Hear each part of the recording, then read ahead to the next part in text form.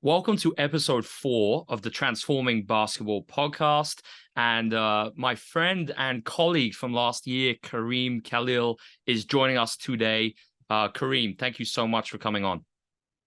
Happy to be here, Alex. It's a great, I miss our time together in Italy, so I'm happy we're getting a chance to reconnect a bit. I miss the clay court tennis the most. So I wanted to start with transformational coaching, and this is actually going to be the main focus of our episode today. And it's one of the reasons I started Transforming Basketball, to really spread the message behind what transformational leadership is all about. And I think that this is probably one of the reasons we first connected in the first place, Kareem. And I think we're so aligned in this regard. So just for the benefit of the listeners, maybe could you outline kind of how you first got in touch with me, I guess through Corey, your wife, and then kind of what led to where we are today with you being on this podcast 2 years later, maybe even 3 years later.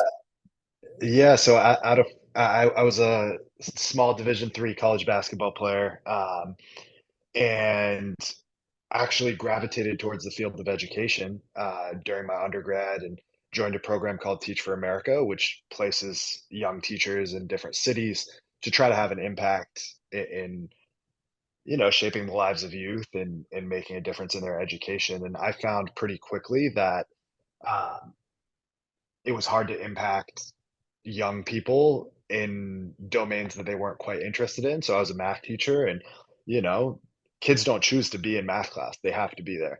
And so I found there was a lot more power really in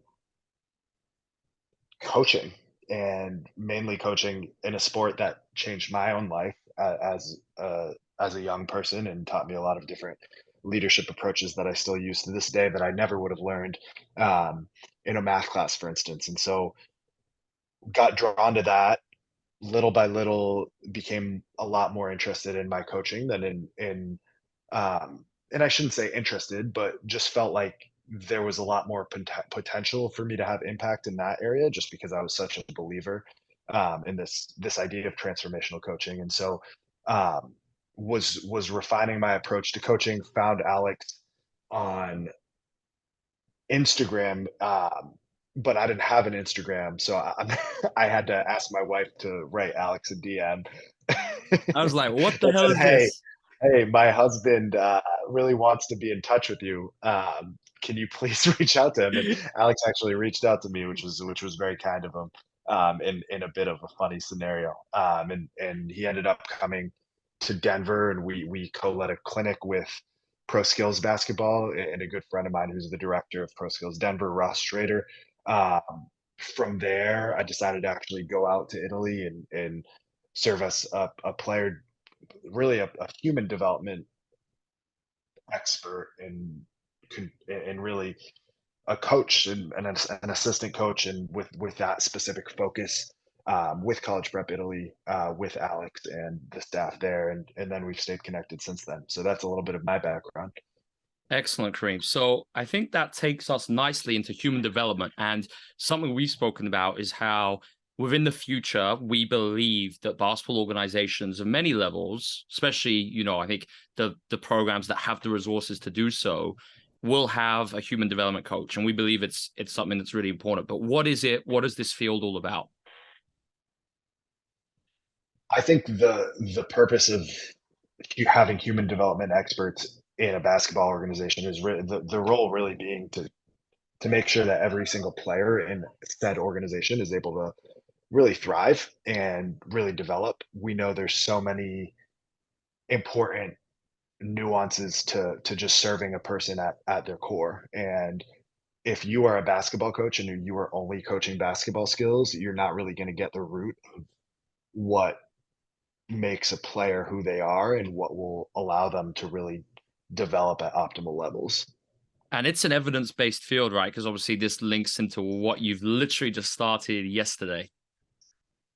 Yeah, I mean, it's a field that has a lot of there's a lot of research that supports it in different areas. I actually just enrolled in a PhD program at the University of Colorado here to study human development in the human dev and learning sciences department, and my specific focus will be on coaching. And so I'm kind of still scratching the surface of um, of that research, but and frankly, it is a bit of an understudied area, and It is. there isn't too much really well-known research in the area of human development in the world of coaching. And so Yeah. I'm excited to hopefully contribute to that research in the future. Yeah. Definitely. I think it's going to be really interesting too. Obviously, delighted to have you as an ambassador and, helping me with transforming basketball too. So I think it'll be really interesting as we do more podcasts, blogs in the future, just kind of where your research is taking you, how you're applying it practically, etc. So transformational leadership is obviously a huge element of this field, human development. And I've got, we looked at, both of us have read some of Jean Cote and Jennifer Turnridge's papers on transformational coaching. So got a definition here from another paper by Bass and Riggio. And so it says transformational leadership involves behaviors that are designed to empower, inspire, and challenge followers to enable them to reach their full potential. For a basketball coach listening to this, what does that mean, Kareem, and what does it practically look like? I mean, the key word there being full potential, right? And it isn't that extends so far beyond the basketball court. I think the best coaches in the world have these really dynamic relationships with players that allows to connect with them on a deeply personal level. And I would argue that that isn't really understood. Like, what does that mean? Right? Like, what do we mean when we say a great relationship with a player? Well, I think one thing that we know is that you are treated as more than just a player. Like, you are treated as a person, and a person who has a desire, which I believe is a fundamental human desire to contribute to society and to push forward the lives of the people around you. And that's complex. And I think I'd be interested to hear kind of your thoughts, Alex, of what you think coaches should take from this approach practically, because I think it is very abstract, right? When we talk about empowering in words like enabling people to reach their full potential, like what does that actually mean? Absolutely. I think for me, I like the idea of autonomy. I think that's a key part of transformational leadership. And I'm not just saying in the sense of on the court, through something like co-design where you're allowing players to design tasks. Obviously, the CLA is linked to this, but I think it's giving players and looking at them as people, like you said, giving them freedom of choice. And I think what I'm seeing a lot of, Kareem, is the opposite. And I think this is a key kind of part of transformational coaching where it's the distinction between transactional and transformational, right? And for me, it's kind of the whole essence of this is coaching to inspire. And like you said, like drive the greater good. And we're looking, it transcends just basketball. And the opposite to that, and what I consider the traditional approach in basketball is, I'd say, controlling through fear, or the coach kind of being in a very hierarchical position where they are right here on top and the players are down here. So I think, to me, like when I first kind of tried to understand transformational coaching and apply it, it's kind of like reversing that paradigm shift of what we've always believed an effective coach is, and looking at the players as equals, not as subordinates who we are going to instruct, scream at, yell at, but looking at them as human beings and getting to know them as human beings. And that's like, I think one of the biggest things we did at Pret, really making just an intent to have genuine conversations with them, do stuff off the court. And, it sounds like a bit of a cliche because a lot of people talk about it, but then what we actually did, right, Kareem, is we designed processes which actually helped us do it and held us accountable to making sure that we were trying to be as transformational as we could be. Yeah, I think one of the things we hear often, and what you said, Alex, just made me think of this, are phrases that are commonly used like in US basketball coaching that are not really fully valuing the importance of the environment in the human condition, right? So like one thing you hear a lot is like this player has that dog in them, right? And that's a very common saying. Or this player has a really high motor. And so I think these research fields like go beyond just like describing players as like cogs in a machine, and it's more about okay, like what is it in their environment, Mm, like both presently and in their past, that has led them to behave this way and to act this way? And what can we actually create in their environment that pushes them beyond this, or like pushes them to enhance this? Like this player is not playing with a motor. Like that might be an observed thing, but that's not who they are. They like people are products of their environment. And so how do we actually infuse the environment with different relationships or different connections that create the outcomes we want in our players? So it's kind of a more nuanced look. Like no player is just a dog. yeah. like like that is not a way that I think we should be talking about players, because it just is over Yeah. oversimplification of who they are. Totally agree.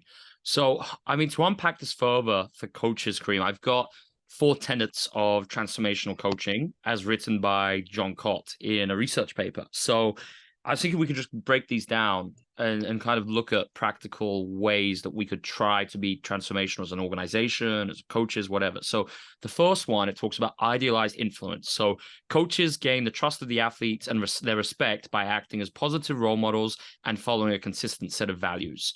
So maybe, Karim, could you just talk about actually how we went about that at prep? Because one of the first things we did as a staff was actually deciding our values for the year. And then we obviously involved the players, and then we kind of presented those values to the players, which we're able to constantly refer back to during the season. Yeah, I think I actually have, that values work was the first thing we did at prep, is as a staff and as part of a new program with players coming from all over the world, we essentially outlaid just four clear values that we wanted to live. And we talked about specific examples, both on and off the court, of how they should be living those out. And it's something that we expected players to use in their language and in their vocabulary.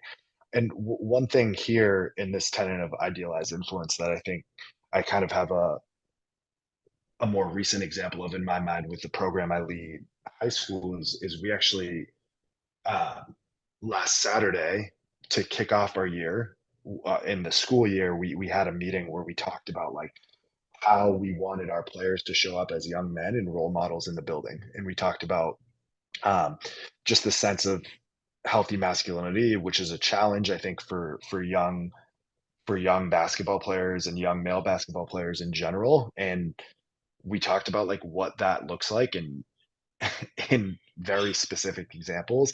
And even from like, okay, how do we treat like first day of school, you have a girlfriend that you're walking around with, like how are you walking around with them in the building in a way that's not controlling and that shows them, and your partner as an equal, right? So like this, I think that sends a really important message to our players about, hey, this is more than just about basketball. Like we're having a basketball meeting and we're not even talking about this. We're talking about what it means to be a role model, and like we're modeling that for you as men. Yeah, totally. Like a lot of the time, Kareem, when I hear talk about culture and values, I feel like the way it's done is somewhat cringy. But I felt like the way we did it was the complete opposite. It was actually very authentic and sincere. And I think the players saw that and they really respected and it actually resonated with them. So, I mean, I've got our four values here that we agreed on as a team at college prep. I'm just going to read them. And then maybe could you just build on how we actually communicated this to the players? So I've got growth. We had growth as our first value. It was valuing mistakes, effort, becoming a better version of oneself. Our second value is creativity, seeking knowledge, solutions, being intellectual, and fighting the status quo. We had joy, approaching the game and our work with a sense of purpose and conviction. And the last one was chosen by Linus, the captain, fight. We compete with a high level of effort and resilience, especially under adversity. And I think, these values resonated very much with our players and staff alike. So, how did we kind of communicate this with the players in a way that was meaningful as opposed to something that's not very tangible and cringy? Yeah, I think that one of the biggest things we did again for this area of like being a role model was every coach was able to share like why this value is important to them. and also I think one of the coolest things we did was just have like Linus just really thoughtfully choosing that last value and grounding it in his experience with the program and saying like, hey, I want like last year when we played these games against these Eastern European teams, um, we didn't really know how to respond, and like this is something that's important to me and who I want to become as a person. And so that Yeah, was I thought the most powerful one, definitely.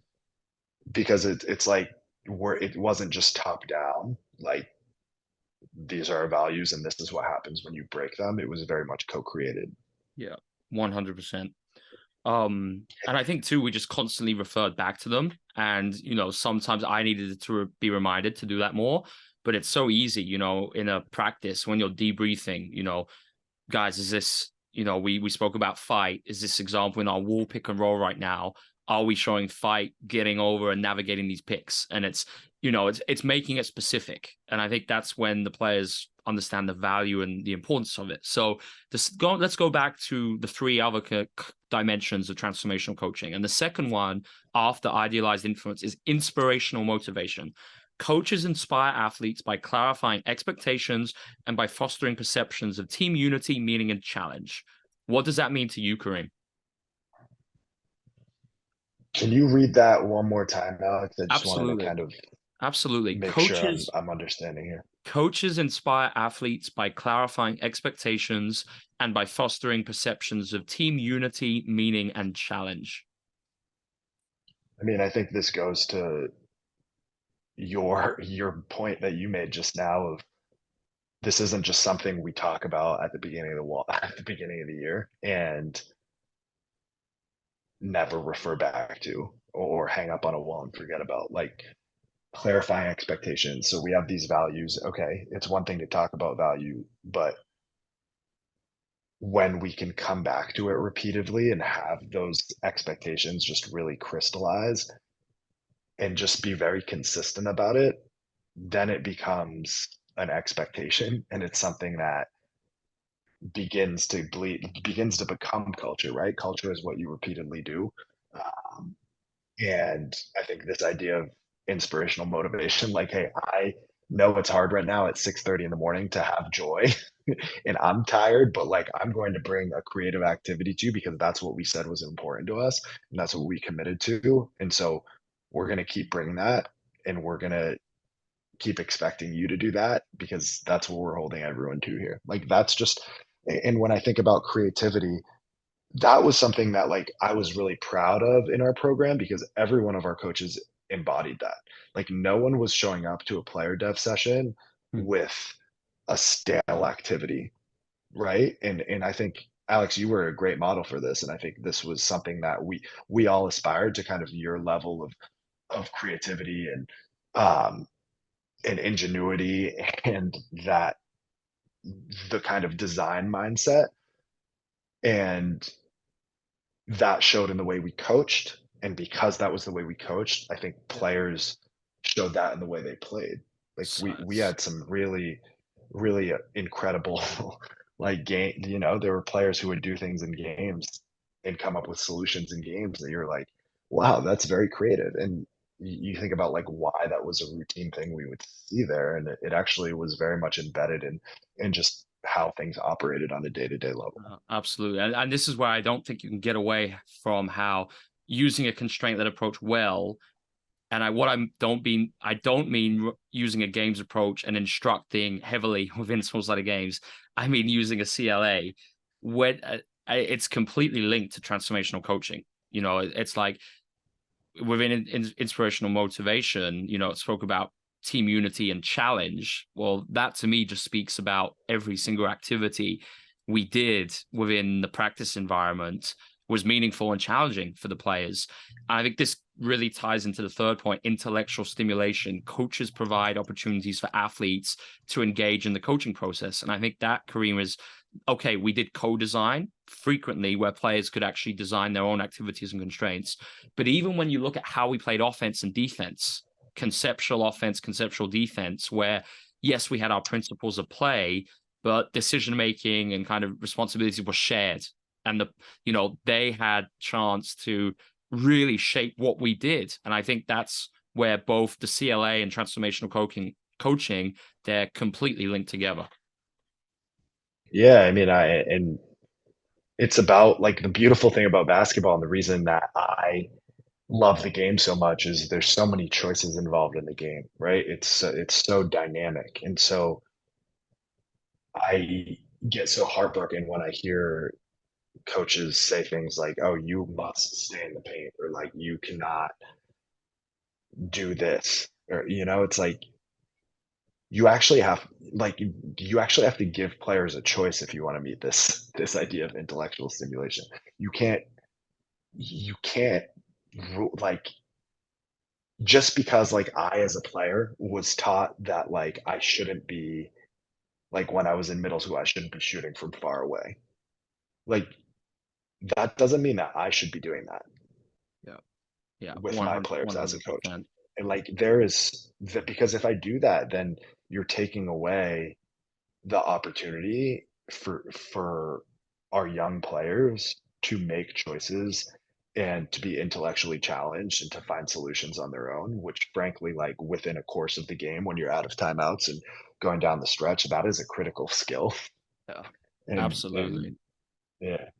So the last part of this, Kareem, is individualized consideration. And Cott defined this as coaches show genuine care and concern for the unique needs and abilities of each athlete. I think you already spoke about how as coaches, we really attempted to fulfill that every day. I think this could be maybe a great opportunity to describe Team Pulse, because I felt like that was one of the best things we actually did at college prep.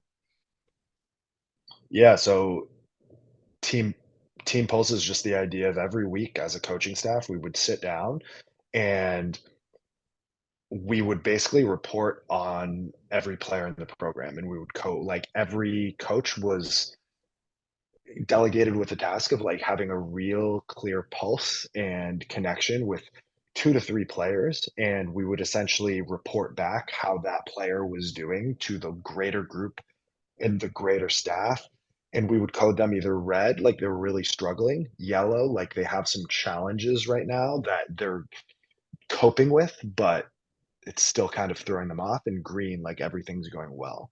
And for every player that wasn't a green, we would kind of create a list of action steps and have some discourse to find the proper action steps that were designed to get those players back in a place where they were thriving. We knew that if a player was not in a green place, it is going to be very hard for them to be to develop as a player, right? Like if you are struggling, whether it's with a death in the family or with a breakup, and you're showing up to practice and you just have that, like we have to give individualized consideration to the players who are going through that. That is so crucial. Um, I think I heard when we were in Vegas actually was talking with an assistant coach at Mizzou, and he was talking about how at every practice, Coach Gates, the head coach of Missouri and NCAA Division One basketball will make physical contact with each player to just gain an understanding of how that player is showing up to practice that day.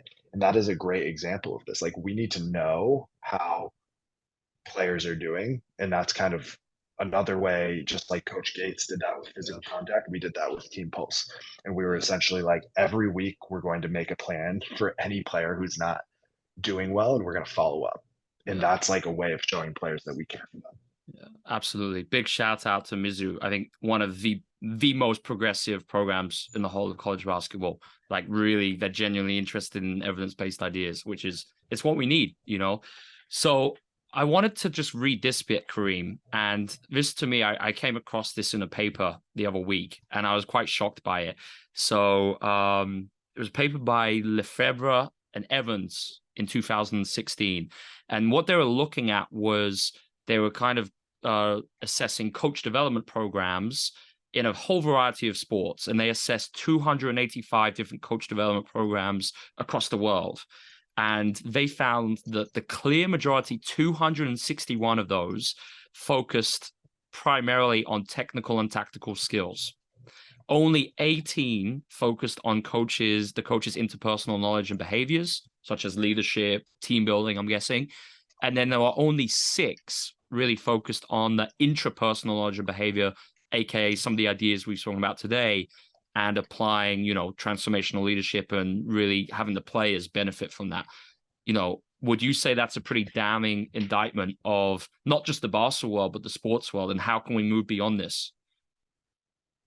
Yeah, to me, it's just a huge missed opportunity, right? Like how can you have, that's crazy, 261 of 285, that's over 90% are focusing on something that I would argue doesn't even matter if you don't have the interpersonal and intrapersonal approaches, right? Like you will not be able to reach players on a technical level if you can't first reach them on a personal level. And so Yeah. that's just totally backwards to me. And it makes sense. Like that's what we see. I think a lot of even just you can observe what's happening with our young athletes, or even what we went through with young athletes. And we've all had great coaches, and we've also had coaches who we did not get that level of transformational coaching with. It was very transactional. And so yeah, that is quite damning, and it's quite devastating. It's also, I think, why you and I are doing the work we're doing. Yeah, absolutely. And I think there's this big misconception, Kareem, that participation in sport is an automatic positive. And I would challenge that in a huge way because, and this is aligned with research too, and research has actually shown that the outcomes of sports participation, especially at the youth level, but even the professional level, they're dependent on, several social and other contextual factors. And obviously one of the biggest factors and, one of the biggest outcomes as to whether the sport will be a positive or a negative factor is the role of the coach, right? And it's like, if the coach is not transformational, then what is the chance of that sporting experience being a positive one? And even research by, it was Amanda Vizek on Fun Maps, she even showed that for Olympic level athletes, fun is a huge part of what motivates them and what they actually desire within the training environment. Yet within the basketball, I think we got it so wrong. So, I mean, what do you think needs to change, Kareem, at an individual and an organizational level for some of the ideas we've discussed today to become more widespread? So I think this is actually a great way to wrap. Um, you remember Ingrid, who we Yes. coached One of together the at a players of the clinic. camp. So Yeah. I just get I got a text from her yesterday, and it said, just out of the blue, she sent me a screenshot that says, "And the career continues!" Exclamation point! Exclamation point! And it said, "You have made the women's club basketball team for the 2023 club semester." So like Ingrid was a player who had not had much basketball experience at all, right? And because of the way she was coached, she genuinely learned to like love the game, and now she's at a Division 1 school playing at a club level, which is it's quite competitive, and it's because um, she gained an appreciation and a love for the game because she was coached in a transformational way and using the CLA. And I think when we have players who have that love and appreciation for the game, like they're bound to give it back. And so I think like that is the larger hope that I have in this work, is that like these ideas, like when they make you feel, when the sport can serve its purpose, which I believe is like to develop people and to make you feel as a person complete and more complete than you were without the sport, then that I think will pay itself back, and we'll see hopefully a shift away from more transactional approaches to coaching that is really meant to develop humans. That's an awesome way to wrap up. So I think this leaves a lot of future conversational points, which we will have, Kareem, on the Transforming Basketball podcast and through the blog. And I think what we're really going to try and do in the future is share some very practical ideas for coaches and other practitioners in the basketball space to adopt more transformational behaviors. And that's going to be one of our biggest kind of outcomes of transforming over the next few years. So big thanks for jumping on today Really appreciate it, man. Thanks, Alex. Excited to keep speaking with you and to kind of stay in touch here.